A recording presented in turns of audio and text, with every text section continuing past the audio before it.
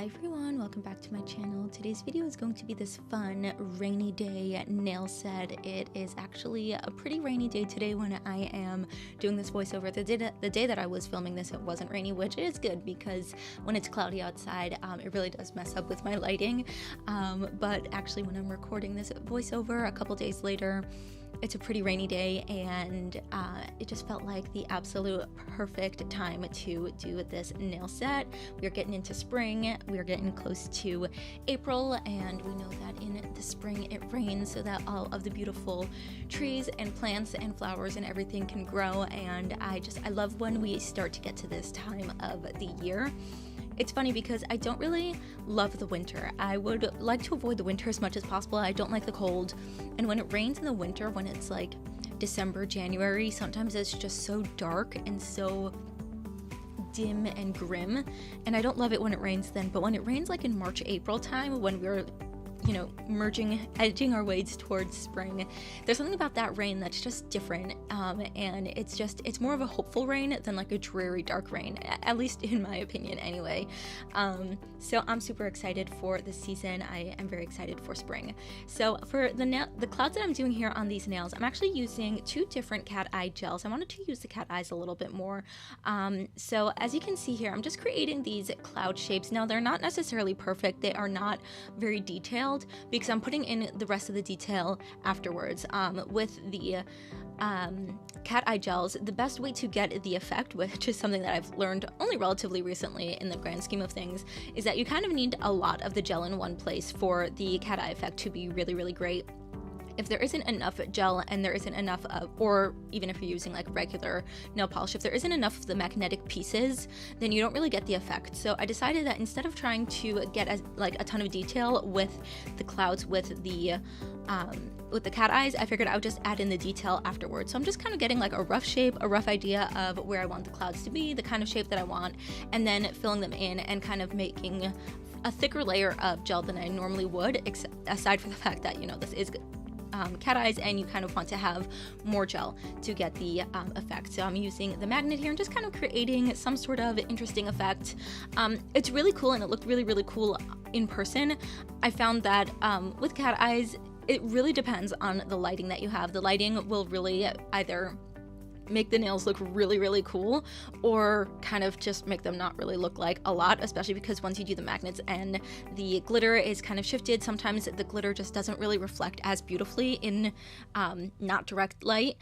Cat eyes definitely look the best when you have like dim lighting with like a direct light on top of it, in a studio or just in low lighting. They definitely look the best. So that's just kind of like how I've been, like why I haven't really loved cat eyes. I know it's super fun. People are creating the most amazing sets with cat eyes, but I feel like in regular daylight, it just doesn't look as great. But I wanted to give it a chance, and I wanted to do something that I haven't ever done before, because I have so many cat eye gels and I just never use them because I just feel like I never really get the effect that I want from them.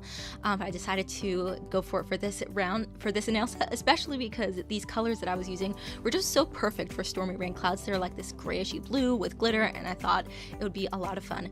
So I'm using this gel paint from Glam in this gorgeous silver chrome color, and here's where I'm going to be adding in the details for the clouds, as you can see. So I'm just outlining the clouds, adding a bit of swirls, and just kind of creating an outline so that you can actually tell that they're clouds and not just blobs. And I think that once the outline is added, you can definitely tell what's going on. We're also going to be adding raindrops, which once the raindrops are added, it definitely looks like clouds. But for this set, because I was using the cat eyes and because I was kind of creating a little bit more of a cartoonish look, it's not very similar to the pastel cotton candy clouds that I did a while back. Those I kind of wanted to look like fluffy clouds. These, I kind of wanted them to have a bit of like a cartoonish effect to them. So I'm just going to outline with the chrome over here. And as you can see, it's quite a repetitive process, but it's not a difficult one. And with the clouds, you kind of just want to create a little bit of swirls and a few kind of like humps almost, just to give them like a fluffy round shape. And it kind of just looks like there's like a bunch of clouds sitting next to each other, but there's really no wrong way to do it. They don't have to look like any one particular cloud. There's no wrong way to do a cloud. They all look different all the time. So as long as you kind of get the general gist of the shape going with like a couple of humps and a few swirls, you definitely got the look going on.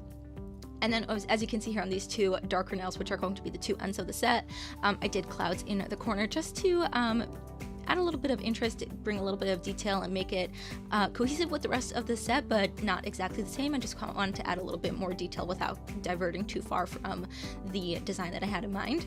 And I'm just going to finish off with the rest of the chrome over here, as you can see. And now we're going to add the raindrops. So I decided to do the raindrops in chrome as well.